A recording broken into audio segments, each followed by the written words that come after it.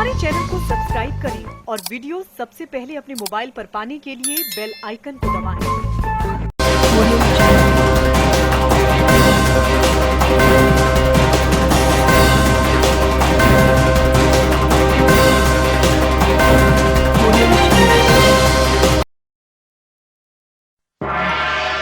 नमस्कार। आई witness news पर आज देखिए वीरेंद्र देव दीक्षित का अनूठा विश्वविद्यालय, 200 शाखाएं, 25,000 विद्यार्थी।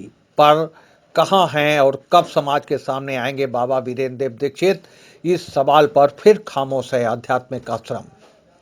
दिल्ली सहित कई आश्रमों में हुए विवादों को लेकर दर्ज मुकदमों में फरार चल रहे आध्यात्मिक विश्वविद्यालय के संस्थापक बाबा वीरेंद्र देव दीक्षित नियमित रूप से विभिन्न आश्रमों की गतिविधियों का संचालन कर रहे हैं। उनके उपदेश वर्चुअल माध्यम से नियमित रूप से उनके शिष्यों तक पहुंच रहे हैं। पहली बार आध्यात्मिक विश्वविद्यालय का फाटक पत्रकारों के लिए खुला। आध्यात्मिक शिक्षिका रागिनी समेत अन्य शिक्षिकाओं ने कहा कि बाबा विश्व परिवर्तन के काम में लगे हैं। हालांकि बाबा कब लोगों के सामने आएंगे, इस बारे में कोई स्पष्ट जानकारी नहीं दी गई। सिकंदराबाद स्थित आश्रम पर पत्रकारों को पहली बार आश्रम की गतिविधियों के बारे में जानकारी देने के लिए आमंत्रित किया गया। इसके लिए सुमित नाम के व्यक्ति ने व्हाट्सएप से सूचना भेजी। आश्रम के मुख्य गेट पर प्रवेश के बाद पत्रकारों से एक रजिस्टर पर एंट्री करने को कहा गया। पूछने पर बताया गया कि ये आश्रम का नियम है और यहाँ आने वाले हर व्यक्ति को एंट्री करनी पड़ती है।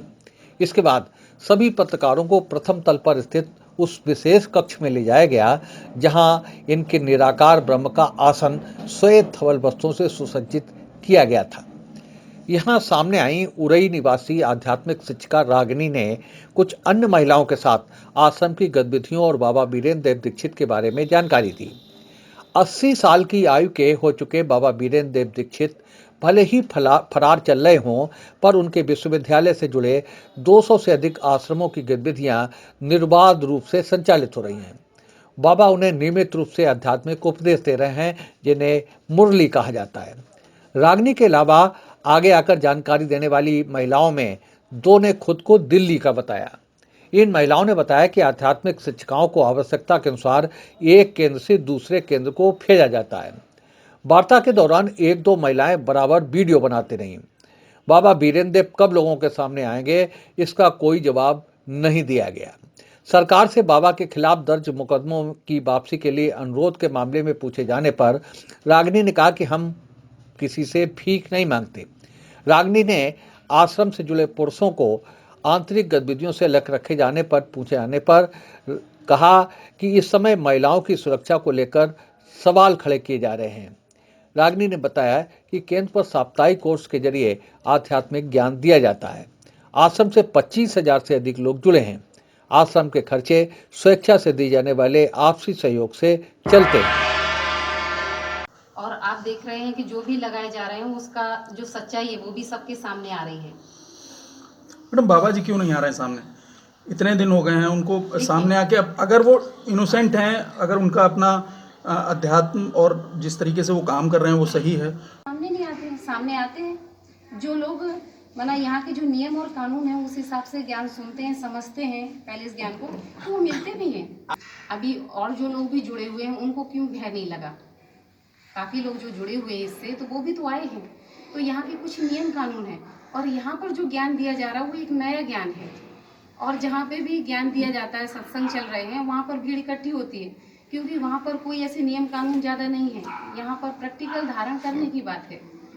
तो यहाँ पर फाउंडेशन है और नियम कानून के अनुसार जब हम ज्ञान सुनते हैं, समझते हैं, धारण करते हैं, तो बाबा भी उनसे मिलते हैं और वो यहाँ पर जुड़ करके सदस्य भी बनते हैं। कितना मैडम, कितने होंगी संस्थाएं? लगभग 200 से भी ऊपर पहुँच रहे होंगे। जुड़े हुए हैं, सब मिल करके सहयोग करते हैं। अच्छा। हाँ, रूप से चल रहे हैं या जो भी इससे जुड़े हुए हैं, तो उनके द्वारा ही यहाँ का जो परिवार है, हम एक आध्यात्मिक, उनसे ही सब चलता है। नहीं, पैसा कहाँ से आता है? हमारा ये जो पता है ना कि ये परिवार है और हम सरकार से नहीं लेना, हमें किसी से भीख नहीं मांगनी है, हम नहीं लेते हैं। हमारे इसमें जो सदस्य जुड़े हुए हैं, हम उनसे भी चंदा नहीं लेते हैं, वो स्वेच्छा से चल जो देते हैं उसी से ये कार्य चलता है। को भी मना पुरुष भी आते हैं, भाई लोग भी, माताएं कन्याएं भी आ रही हैं, लेकिन आप देखिए कि दुनिया में महिलाओं की सुरक्षा ज़्यादा चाहिए। आज की दुनिया जो समाज ऐसा बन गया है, सबसे ज़्यादा सुरक्षा किसको चाहिए? कन्या माताओं को। और कन्या माताओं की आज सेफ्टी आपको दिखाई दे रही है। भले हम कहते कितना भी समाज आगे बढ़ गया, कन्या माताओं को आगे बढ़ाया जा रहा है, लेकिन आप भी इस बात को जानते हैं और हम भी जानते हैं कि जो भी बाहर निकल रही हैं वो सुरक्षित नहीं है। और जो कर रही हैं नौकरी धंधा, बाहर निकल रही हैं, वो भी जब निकलती हैं तो उनको कितनी समस्याओं का सामना करना पड़ता है। ये तो उनके दिल से पूछिए जो वहाँ पर हैं। अच्छा, यहाँ जो भाई हैं उन्हीं से खतरा है क्या? उन्हीं से खतरे की बात नहीं है। भाइयों को तो बात ऐसे नहीं, आते हैं कन्या माता हैं जहाँ पे आज जब हमें सच्चा ज्ञान नहीं है, आत्मा का ज्ञान नहीं है, देह, ये सारी दुनिया देह में फंसी हुई है, तो आज हम जो लड़ाई झगड़े का कारण ही तो यही है कि हम अपने को आत्मा न समझ करके देह समझ रहे हैं और हम जाति धर्म में फंसे हुए हैं। तो किसी को जब देखते तो सुंदर, काला, गोरा, बदसूरत, यही जाति धर्म ये सब देखते हैं, तो हमारी दैहिक दृष्टि है तो उसका क्या परिणाम होगा? उम्मीद है आपको हमारा ये एपिसोड पसंद आया होगा। आप हमारे चैनल को सब्सक्राइब करिए, इस वीडियो को लाइक करिए और अपने दोस्तों के साथ शेयर करिए। यही निवेदन आपसे है।